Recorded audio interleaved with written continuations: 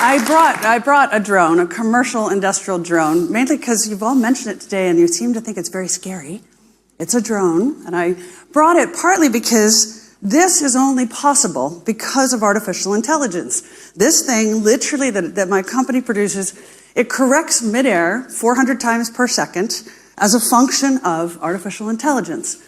And what I find working in this arena at the cutting edge of artificial intelligence is that people don't really understand what it does. They have a notion, but it doesn't necessarily match reality. So I'd like to open by saying AI is the thing that will connect the dots. And it can do so with many wonderful, creative, positive outcomes. It can also produce some bad outcomes. And I think we need to understand how that process is going to happen. So let me just say, one of the things about this system, we put data sensors on this. So it collects information. And as one example, it helps people who are running mines prevent the toxic runoff from the mine from overflowing and damaging the local community. Or it is able to work with oil and gas to detect spills and even to deter spills and sabotage on pipelines and prevent them from being down. So massive cost savings, very positive outcomes. But we live in a world where these data sensors are not just on drones. They're on everything. On a drone, what we can do with this is basically triangulate on a location, like a mine. And I can tell you the value of a mine just by having the aerial view. AI permits me to understand what its financial value is just with an aerial view. But what I think people in the public need to understand is that the data is being collected in so many different ways about all of us. So I'll give you a couple of examples, and then what AI does is it connects the dots. So increasingly, you go to the movies, but it's no longer about you watching the movies. The movies are watching you. That they are collecting with cameras your emotional responses. You go borrow your mother's car because she has a disabled parking permit, and you're in a hurry. And so you jump into that car, you pull into that parking bay. Lots of sensors are clocking this. The signature on your cell phone, the CCTV camera that's there, the sensor in your car, many different things that are really in independent silos of data and information. But AI permits the connecting of the dots. So now it knows it was you. And the reason I think this is important is because this is, on the one hand, the thing that lets you solve the problem of cancer. It's specific. We're going to have personalized medicine as a result of artificial intelligence, and this is going to be an incredibly positive thing. But on the other hand, it can be used in other ways. For example, it was mentioned earlier today, the new social credit system that China has put in place, which is basically an Uber score for individuals. And so when I pull into that parking bay, there are consequences, like suddenly I may not be eligible for government jobs any longer. I may find my mortgage rate just went up. There are lots of consequences if we start to connect these dots. Keep in mind, too, it's going to happen in new ways. So, for example, the FDA has just approved a pill that's the first digital pill. So it is broadcasting information about your interior and your medical condition because you've swallowed something. More and more, we have pills that are ingestible robots that conduct surgery on you from the inside. So in that world, we need to really think about how is AI connecting the dots and for what purpose. And I think the problem is it's not one or the other. It's not really good or really bad. It can be both. And weirdly, we have perhaps an ethical question, which is maybe we have a different standard for human beings than we do for artificial intelligence. So human beings kill each other with cars every day. But one car will kill one person that's led by artificial intelligence, and that is going to be a major story. So do we have a different standard? We permit humans an error rate, but we don't permit artificial intelligence an error rate. That's a very interesting notion to think through. I'll go just a little bit further to say artificial intelligence is also a world that requires a certain language. And I do think one of the biggest problems is something that many of the speakers have touched on, which is something that came up in the most wonderful lecture that I highly recommend you read. It's the Reed lecture from 1959 by C.P. Snow called The Two Cultures, where he said, we have two different communities of human beings. One speak English and the other speak science. And the science people don't like to speak English. And the English-speaking people don't really get science. And so we have two different communities that don't communicate.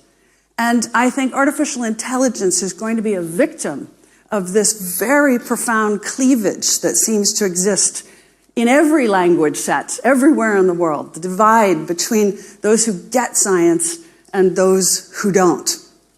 I'll finish my remarks by saying the other thing about artificial intelligence that's interesting is people are very confused about where is the line between machine learning and big data and artificial intelligence. They're both about big social issues that we have to pay attention to. So I don't even think privacy is the right word anymore, because it's not about privacy. It's about the capacity for the algorithm to connect the dots and make projections into the future. And I have kind of one phrase that always comes into my mind, which is, the algorithm made me do it. Really, the algorithm does things now and makes assumptions about correlations. If people eat blueberry ice cream, they're more likely to vote, left or right. It's not that it's causal. It isn't. But the correlations are become ever more apparent as you have more data gathering and more AI. And so as a society, we have to think about, well, how do we want that imposed on human beings? And if we're going to be in a world where we want creativity, then how much you're going to penalize people for the conduct of warfare. Artificial intelligence, again, that's what President Putin is saying. Whoever has the best AI is going to win in the battlefield of the future. So my dad happened to be one of the advisors to President Kennedy on the Cuban Missile Crisis. And at one point, they were in that room and they knew they had about a 6-hour window. And that was the period when somebody said, well, if we hit Moscow, then who are we going to negotiate with? And they all went, oh, maybe we shouldn't hit the button, right? So it's a human override. Today, we have hypersonic weapons. They're testing them at as much as Mach 20. So the amount of time that you have to have a human override is vastly different and compressed. Personally, I like the idea that artificial intelligence gets programmed into weapon systems in ways that builds in overrides, that says, if it gets that far, maybe instead of saying, we'll hit the other side because they're hitting us, we go, you know what? If it's really coming, maybe we order everything to stand down. And we don't have as much damage. You see, so artificial intelligence can go both ways. It can work with you to get more positive solutions, even in weapon systems. It's not just one or the other. It's all about the programmer, which is why I agree with you as a woman in this space. We don't have enough diversity in the programmers because it just seems to matter. I was recently in an AI-led avatar space where you can have multiple people in one virtual reality environment. I was the only female avatar in that space. What I'd like to do is tell you what AI is, why it's so important, why I'm so optimistic about it. In fact, I have a very understated title, AI and Human Progress. I'm writing a book on this, and this is sort of an early look at some of the things I've been thinking about, and I want to start with a story. And it's a story of translating words. And if you had to translate words from one language to another, and we did that, that was one of the first techniques in artificial intelligence, what you would do is you'd, in a sense, upload a dictionary of, say, Russian words and English words, so you can, this is the Cold War, it's the 1950s, and you'd create rule sets around when you would use one word versus another word, because, of course, it's not a direct substitution. It worked, it wasn't so bad, but it didn't work very well. It had some problems with it, it was very brittle. It was really hard to always create these sorts of rules that would apply, and so the translations were not so exact. And so there was a new technique. It was a statistical one. We applied math to the problem, and we just uploaded lots of different examples of translations of one word into another. Let's say French to English, and you'd use the Hansard, which is the Canadian parliamentary transcripts that are both in French and English and very well done. And you'd look not for what one word represents in another language, but one word in the context of the other words around it. right? And create a big probability table, and so you'd know that light could either be illumination or it could be léger, depends on the context, whether it's the absence of weight or whether it is illumination. And so it worked, and it worked very well because you had the data to actually analyze. So what is this revolution that we're looking at right now in terms of artificial intelligence is that although we're using the same term as we had in the 1950s, when the project was to enshrine all of the ways in which people made rational thought and thinking of the mind into hardware and software, and it didn't really work very well because it was a hard problem, we're now applying it to machine learning and basically learning from the data. If you will, we're able to infer from a large body of data what the right answer is, rather than being explicitly instructed how to determine what a given answer is in terms of what you would classify or what a right translation would be. And to understand that a little bit better, maybe it'd be useful to go back to the origin of machine learning. This is Arthur Samuel, and he was at IBM, and he liked to play checkers. He would call it checkers, he would call it drafts. And what he did is he wrote a program to play the machine, and of course he played and he won. And the reason why is that the machine only knew what a legal move was, and he understood something else, he understood strategy. So he played it some more, it still won. He left the machine to play itself, and eventually it got so good because it got more data, it increased the accuracy of its predictions, and eventually it would always win. So if you will, Arthur Samuel created a machine that could exceed his abilities in a task that he taught it. So where are we going to go with this? Well, one place where we use it, of course, is with AlphaGo. It was able to look at millions of examples of high-quality games and could become the best Go player. AlphaGo Zero, which was just released several weeks ago, did something even more interesting. It simply didn't actually use any of the human games and get better by pattern recognition. It was able to simply play itself. And in fact, interestingly, it played actually fewer games by itself and did it a little bit more quickly and was able to actually exceed the abilities of any human in terms of the game of Go. Now, that's just a game, right? Wouldn't it be interesting if we could apply this technology to things that are a little bit more substantial, like that again of Go? And the answer is we have. So research several years ago at Harvard and at Stanford, lead author was Andrew Beck at Harvard, wanted to see if a machine learning algorithm could be better than a human pathologist at diagnosing severe forms of cancer. So it showed it lots of examples, and sure enough, it was able to divine from these biopsies and looking just at the patient survival rates, not knowing what to look for, the 11 telltale signs that best predict whether a biopsy is highly cancerous. The problem, medical literature only knew of 8 of them. 3 of the things that the machine learning algorithm identified were ones that human practitioners didn't know to look for. It was naked, it was invisible to the human eye, but it was spotted by AI. Okay, so we know that the shift that we've had into the old form of AI in this new world of machine learning and deep learning and reinforcement learning, we talk about it in terms of the sense that we have more computing power and we have more data. That's true, but that might not be the most germane thing going forward. We know that we're able to apply these inferences to all areas of life and actually get a feedback loop so it's constantly learning. And that's still important, but it might not be the most important thing that we need to think about that's truly novel. What I would argue is actually truly novel are 2 things. One is that we have feature extraction. That is to say, we don't need to know at the outset what the relevant variables are and the weightings and the features. That is surfaced through the algorithm, through the large body of data, and that the answer is probabilistic. And why I focus on these 2 things is going to come back to bite us, and I'll explain why in just a moment. So in other words, we have a lot more data, we have a lot more computing power, we can do new things with this technology.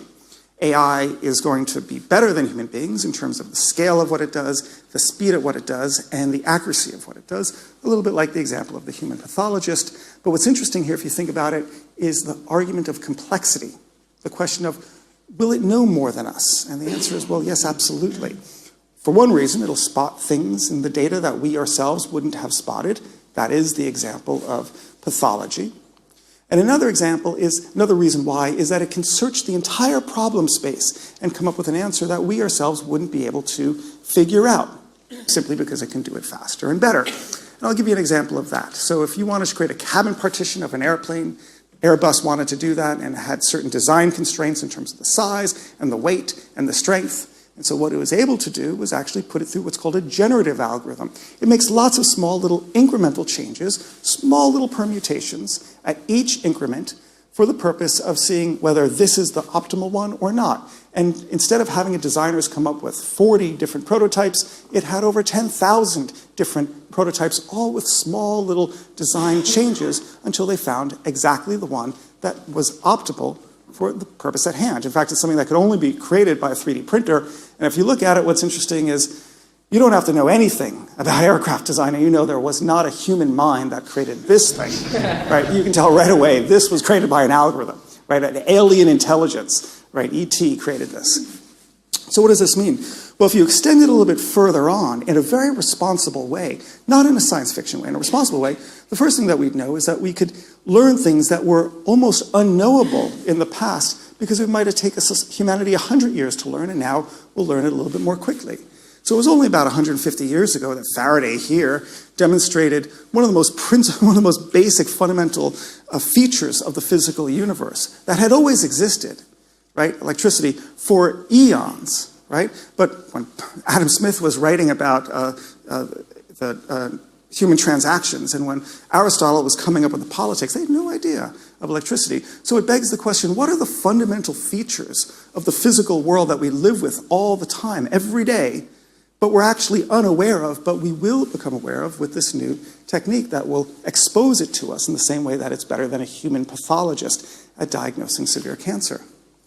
And so you can even think even more about almost an imaginary flight of fancy, but it need not be. Right? We know that new mothers can have a sense of when the baby's crying, if it means it's scared, or it's hungry, or it's wet.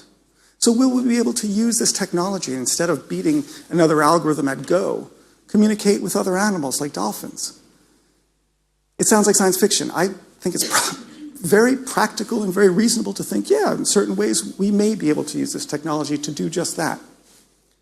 So if you think about where this goes, there is a rebuttal to be had to the critics of AI, and it comes into two flavors and two areas. And I want to use this moment to invoke the spirit of Thomas Huxley, who himself took very strong stances at a time when people thought it was ridiculous, the case of evolution, and Darwin's pit bull.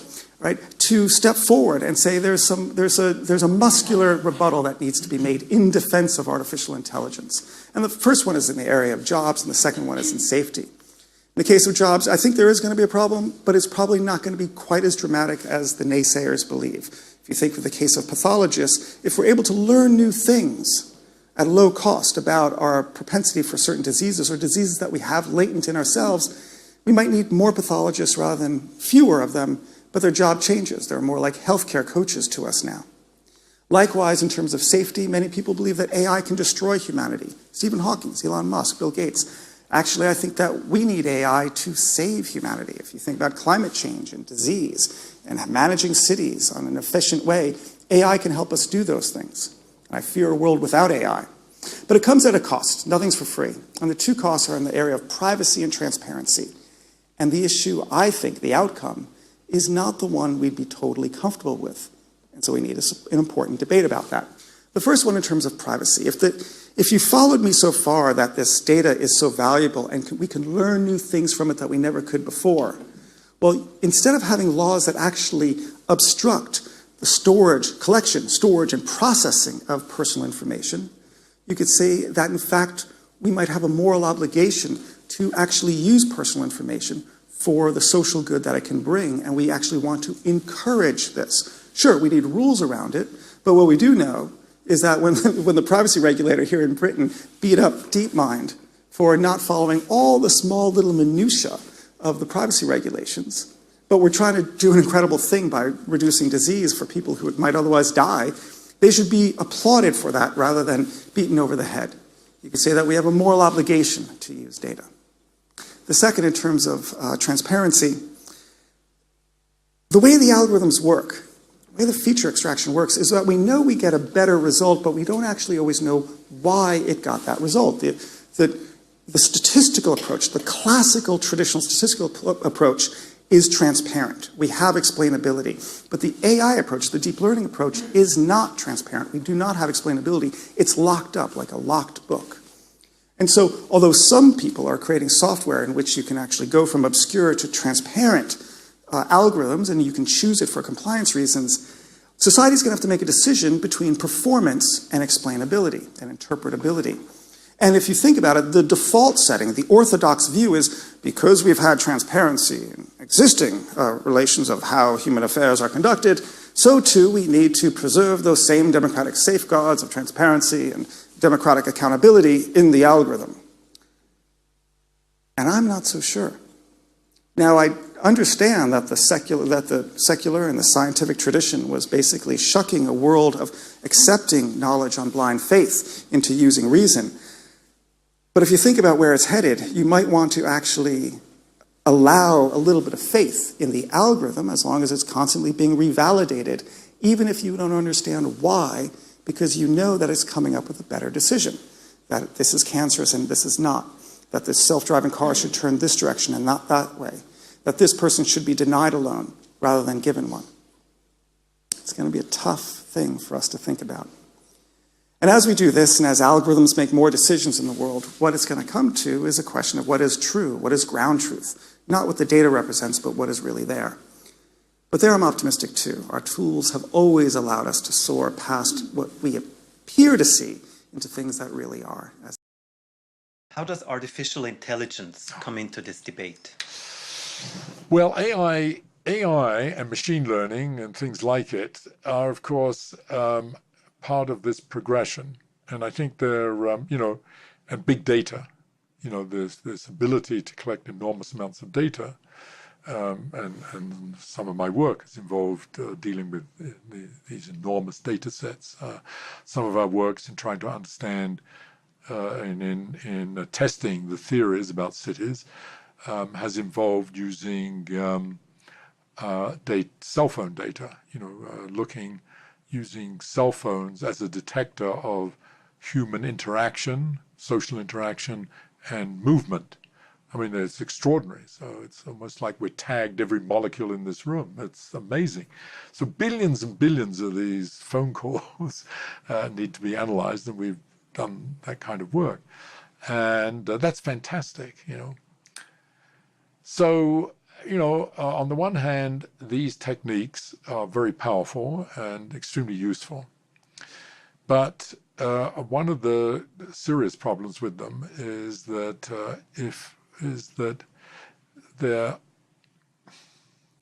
a certain mechanical nature to them, which a sort of algorithmic nature, which has lulled people into this kind of false state of mind that these are somehow going to brilliantly expose the truth, and this is the way things are. And in particular, it sort of is derivative of this idea that if it's spewed out by a computer, it must be right, that kind of image. So there's this, aura about that to begin with.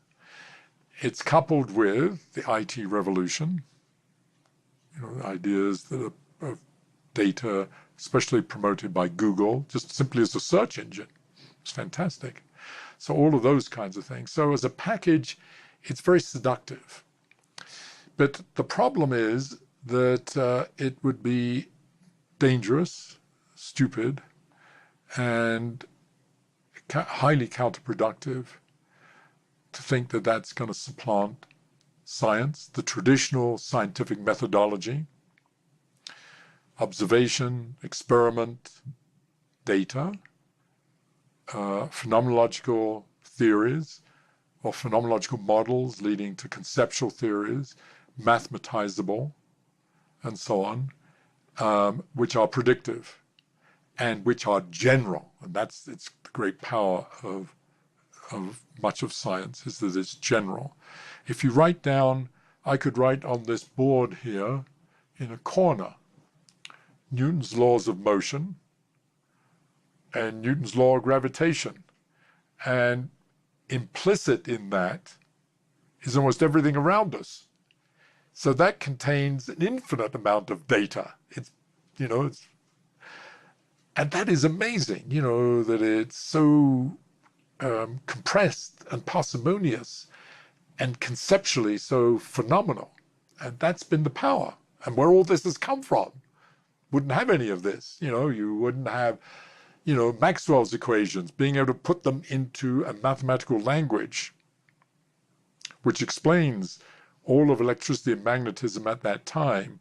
And then the human mind realizing for that equations to be consistent predicts electromagnetic waves, that light is an electromagnetic wave and that we can transmit electromagnetic waves.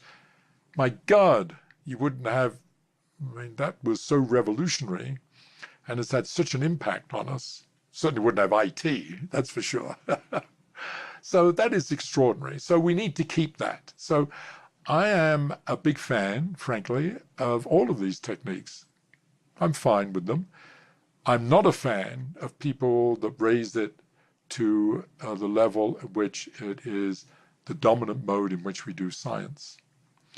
And I'm afraid that is beginning to happen more and more, especially in sort of the greater culture of Silicon Valley. That's being promoted. Many companies are buying into it and so forth, as if this is the panacea for everything, leading to promises of smart health and smart cities and smart delivery systems and smart this and smart that, all of which will be very useful, but are going to be fraught with unintended consequences. Why? Because we haven't developed a framework, a conceptual framework for understanding how they all interact and what their dynamic is and so on. So, I'm very fearful of those things because of that, because there isn't enough time and energy being devoted to thinking more systemically and holistically about the implications of these things. And so we need this, just to recap, we need the integration of these techniques from big data, AI, machine learning, and so on, integration of that with the traditional scientific methodology. So in addition to artificial intelligence, we need human intelligence to be an integral part of it. And as part of that, we need to develop a deeper understanding of the dynamics and organization of complex adaptive systems in general to minimize and mitigate against the potential of very dangerous unintended consequences.